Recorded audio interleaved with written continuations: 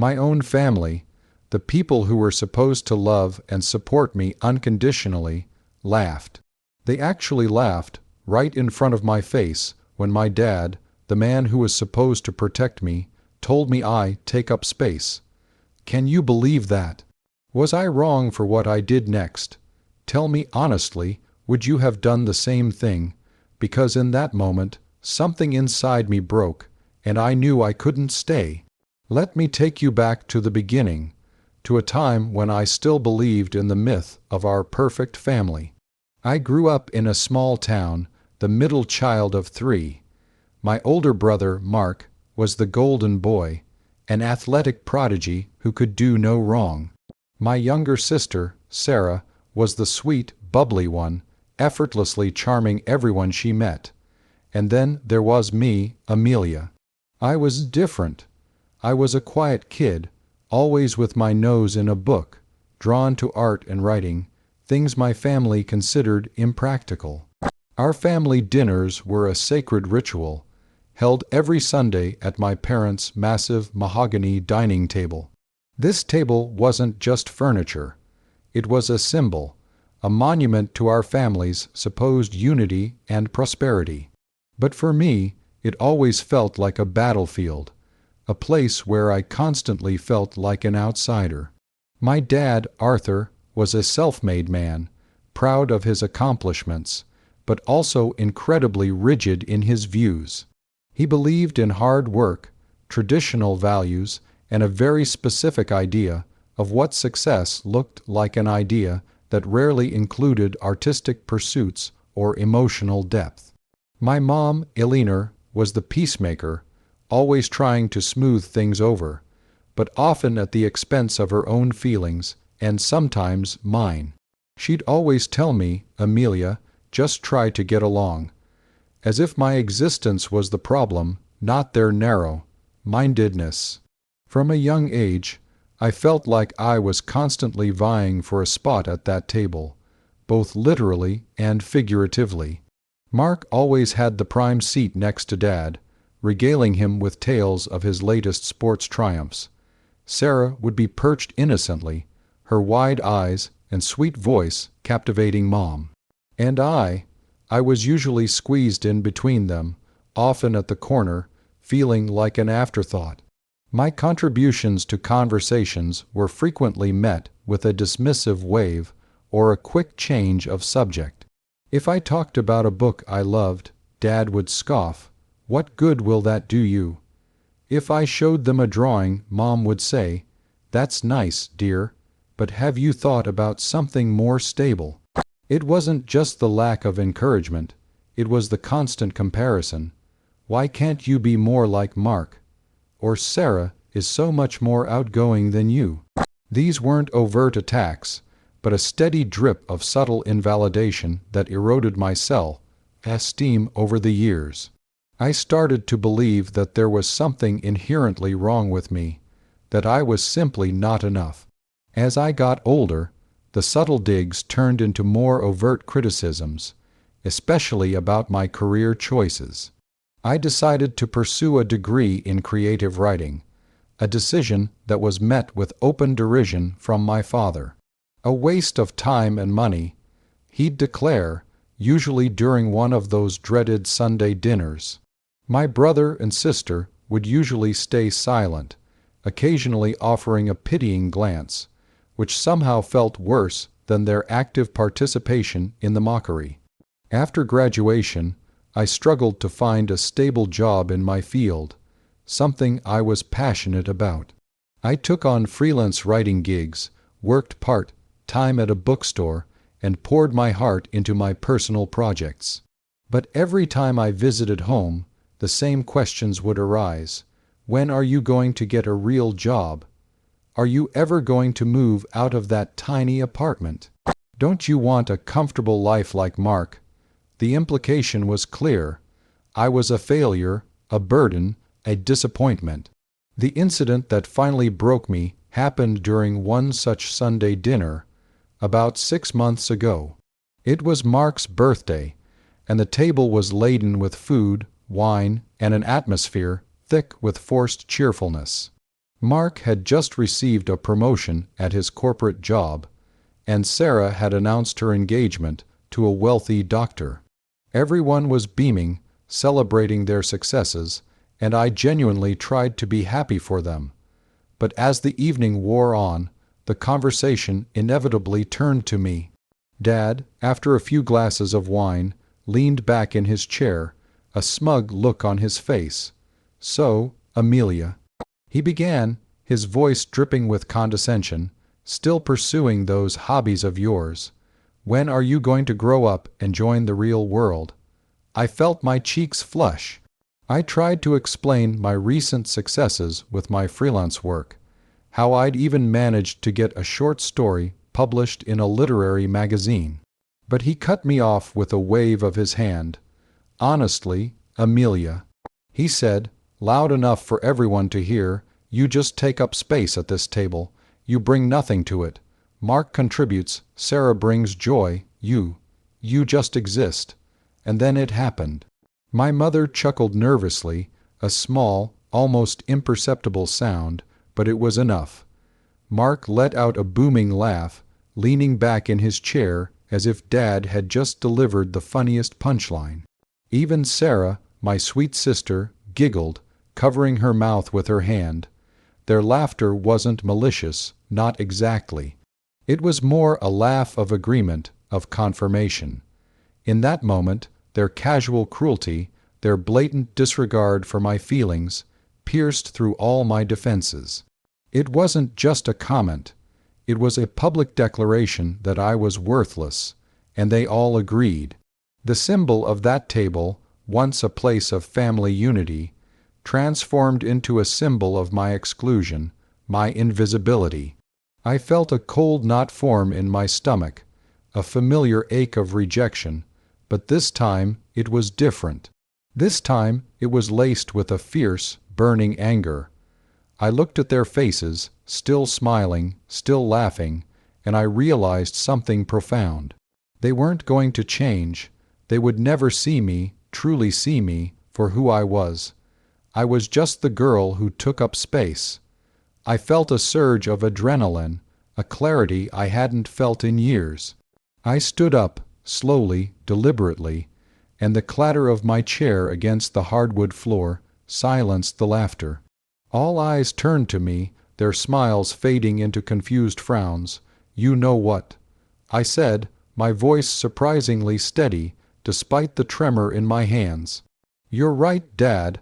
I do take up space, and it seems I'm taking up space at the wrong table." My mother started to say something, a worried "Amelia, dear," but I cut her off. "No, Mom, no more. I'm done. Done trying to fit into a mold you've all created for me. Done trying to earn a seat at a table where I'm clearly not wanted."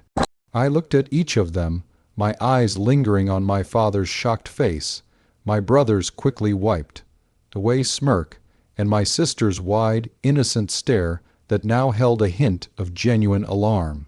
"Consider this my resignation from this family's grand tradition," I said, picking up my coat. "You won't have to worry about me taking up space here anymore." And with that, I walked out, leaving behind the stunned silence of the dining room, the untouched food, and the wreckage of what I once thought was my family. I didn't look back. I got into my old car, the one my dad constantly ridiculed, and I drove. I drove and drove until the familiar streets of my hometown blurred into an indistinguishable memory. So that's the situation I was in, and I had to make a choice. Before I tell you what happened next, I want you to pause and comment below what you would have done in my shoes. Would you have stayed and tried to mend things, or would you have walked away like I did? I truly want to know what you think. The next few weeks were a blur of raw emotion and frantic planning. I drove for days, stopping only when exhaustion forced me to. I didn't know where I was going, only that it had to be somewhere far, far away from them. I eventually found myself on the West Coast, 3,000 miles from my old life. It was a completely new world, a vibrant, diverse city that pulsed with energy and opportunity. I found a tiny, run-down apartment, barely more than a studio, but it was mine. It was empty, sterile, and utterly liberating. The first few nights were tough. The silence of my new home was deafening, amplified by the echo of my family's laughter. I cried a lot for the loss of what I thought I had, for the family I wished I had, and for the fear of the unknown. But beneath the grief, a new feeling began to bloom: resilience. I had nothing to lose and everything to gain. I had been told I took up space, so I decided I would take up all the space I wanted, on my own terms. I threw myself into my work. I applied for every writing job imaginable, from copywriting for tech startups to editing for small online publications. I wrote relentlessly in my spare time, pouring all my pain, anger, and longing onto the page. I joined local writing groups, attended open mic nights, and started to build a community of like-minded individuals who celebrated creativity, not scorned it. These were people who understood the struggle, who saw the value in words and stories. They were supportive, encouraging, and for the first time, I felt like I truly belonged. I was still struggling financially, living paycheck to paycheck, but I was happier than I had ever been. I was building something, not just a career, but a life, a future, entirely of my own making. I was crafting my own narrative, one where I was the protagonist, not a background character. One day, I received a call from a small independent publishing house. They had read one of my short stories, the one I had poured my heart and soul into, detailing a young woman's journey of self-discovery and resilience in the face of family rejection. They loved it. They wanted to publish a collection of my stories.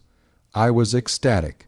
It was the validation I had craved for so long, not from my family, but from the world, from people who understood and appreciated my voice. The book was a modest success, but it opened doors. I started getting invitations to literary festivals, speaking engagements, and eventually, a contract for a novel. My life was slowly, steadily transforming. I wasn't just existing anymore, I was thriving.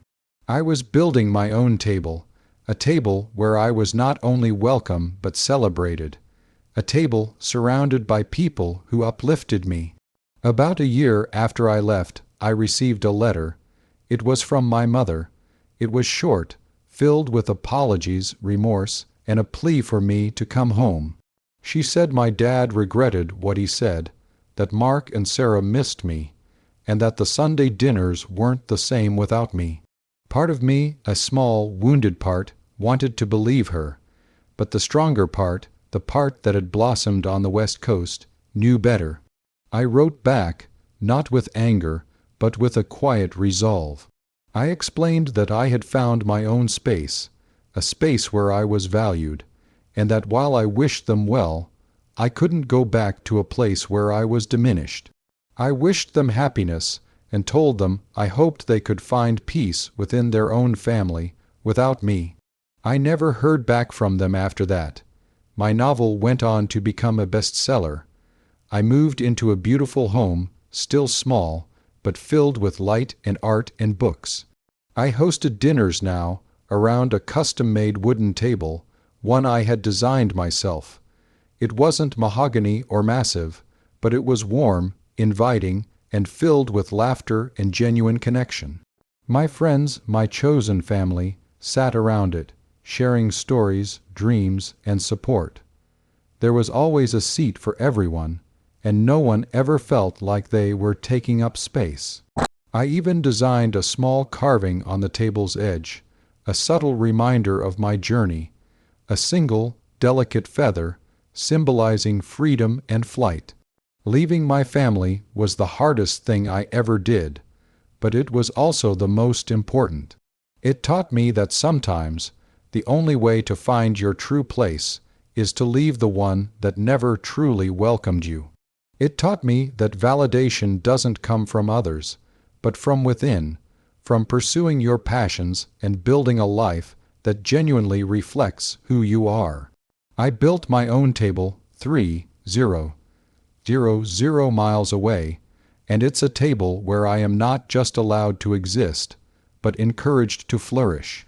If you've ever felt like you didn't belong, like you were taking up space, know that you are not alone. There's a whole world out there waiting for you to build your own table, to find your own community, to claim your own space. Like this video if you were on my side, if you understand the pain of being rejected by your own kin. Subscribe for more stories like this, stories of overcoming adversity and finding your true self. And please, share your final thoughts on this whole mess in the comments section. I want to hear your experiences, your advice, and your perspective. Until next time, remember to always create your own space, wherever that may be. I'll see you all in the next story.